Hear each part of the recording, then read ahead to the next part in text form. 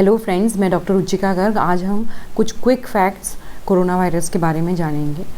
तो कुछ लोग ये जानना चाहते थे कि कोरोना वायरस का इंक्यूबेशन पीरियड क्या है, यानी कि आप जब एक्सपोज हुए और सिम्टम्स आने में कितना टाइम लग सकता है। तो इसका इंक्यूबेशन 5 से 14 दिन तक है। ठीक है। दूसरी बात है कि ये किन लोगों में ज़्यादा सीरियस हो सकता है।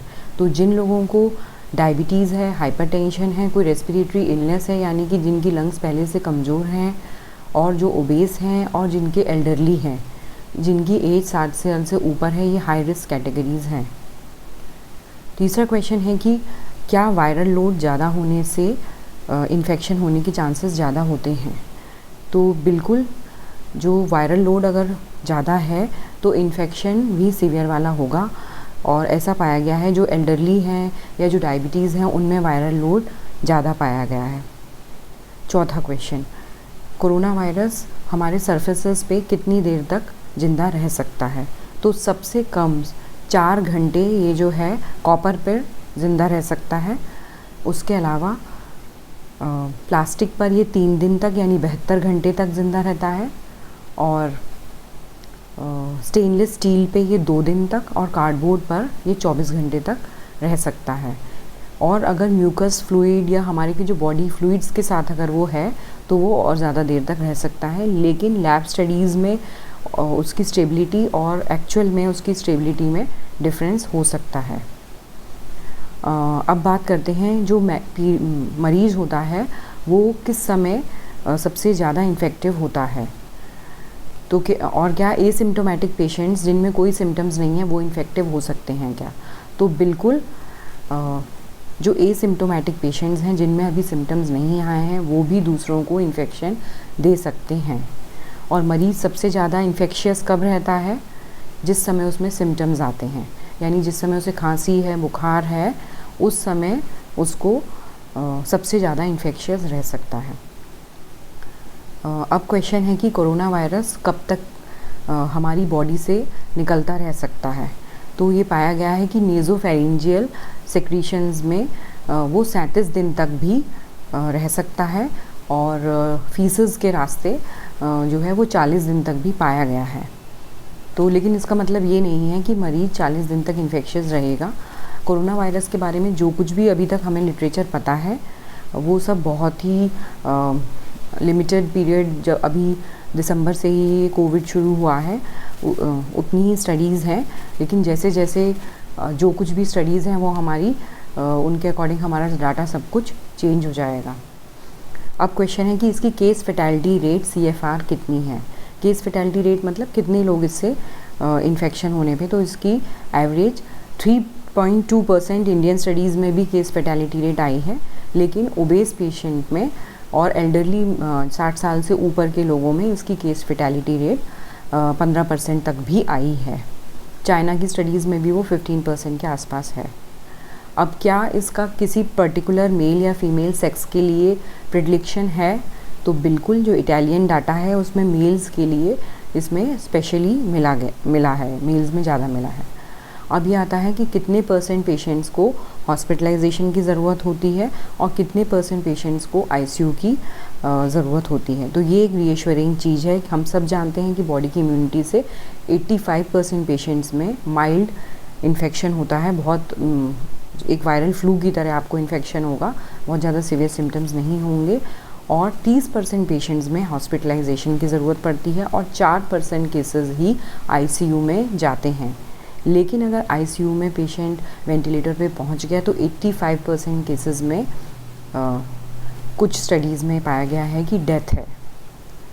अब कुछ लोग पेशेंट जानना चाहते हैं कि क्या मैम गार्लिक या लहसुन का सेवन करने से कोरोना वायरस से छुटकारा मिल सकता है। तो ऐसी अभी तक कोई स्टडी नहीं आई है। आप यूज़ कर सकते हैं, लेकिन ये मत सोचिए कि उससे आपका कोरोना वायरस का बचाव हो जाएगा।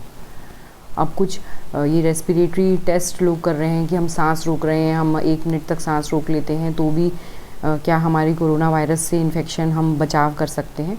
ऐसा कुछ नहीं है कि आपका सांस रोकने से या आपकी लंग की कैपेसिटी ज़रूर आपकी ठीक होंगी। अब जो मोस्ट इम्पॉर्टेंट थिंग है कि कोरोना वायरस से हम बचाव कैसे कर सकते हैं।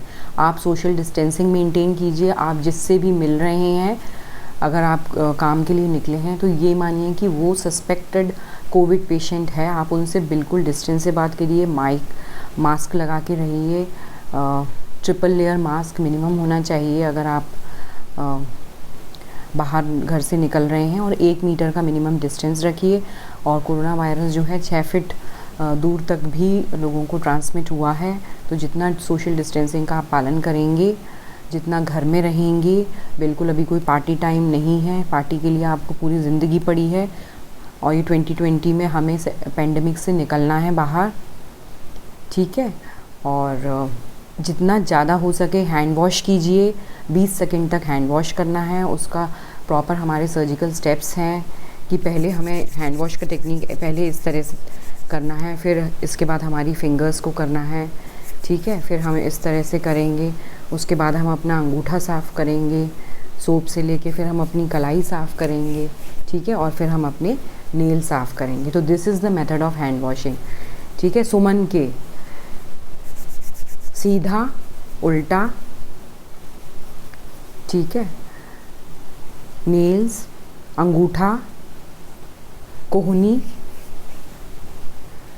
ठीक है। तो इस तरीके से आपको हैंड वॉशिंग करना है। जितना hand washing with soap and water is the best method, और जितना आप हैंड सैनिटाइज़र यूज़ कर सकते हैं, but hand washing is itself sufficient.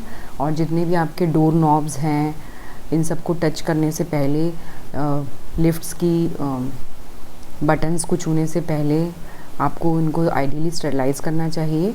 अभी एक डिफरेंट एरा चल रहा है, तो इसके साथ आपको घर में जो भी सब्जियां लाते हैं पहले इनको अच्छे से धोइए, तभी रेफ्रिजरेटर में रखिए, ठीक है।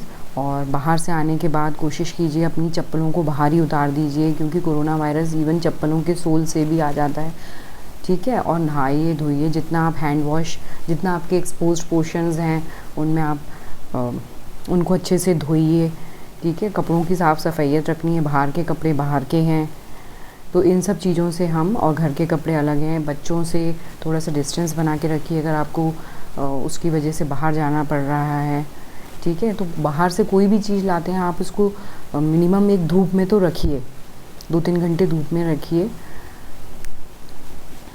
ठीक है। तो डेफिनेटली अगर हम मिल के इस एपिडेमिक और पेंडेमिक से बाहर निकल के आएंगे, और अपनी मेंटल पॉजिटिविटी बना के रखिए, अच्छा सोचिए।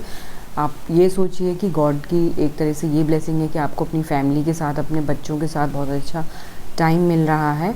तो जिस तरीके से आप इस सोसाइटी को अगर कुछ दे सकते हैं, अपनी फैमिली को कुछ दे सकते हैं, तो उस सोचिए कि मैं दूसरों को कैसे कुछ दूँ, और सबके लिए सोचिए तो सबका अच्छा होगा। पॉजिटिविटी बना के रखिए, बिल्कुल नेगेटिविटी को अपनी जगह मत दीजिए, क्योंकि कोरोना वायरस के साथ ही कई लोगों को साइकोलॉजिकल प्रॉब्लम हो रही है, दिमाग में टेंशन है, भय है, एंजाइटी है। ये सब हमें बिल्कुल भी नहीं रखना है।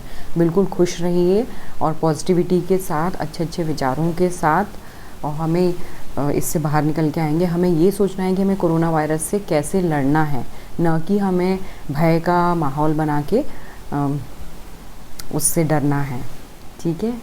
टेक केयर, अपना सबका ध्यान रखिए।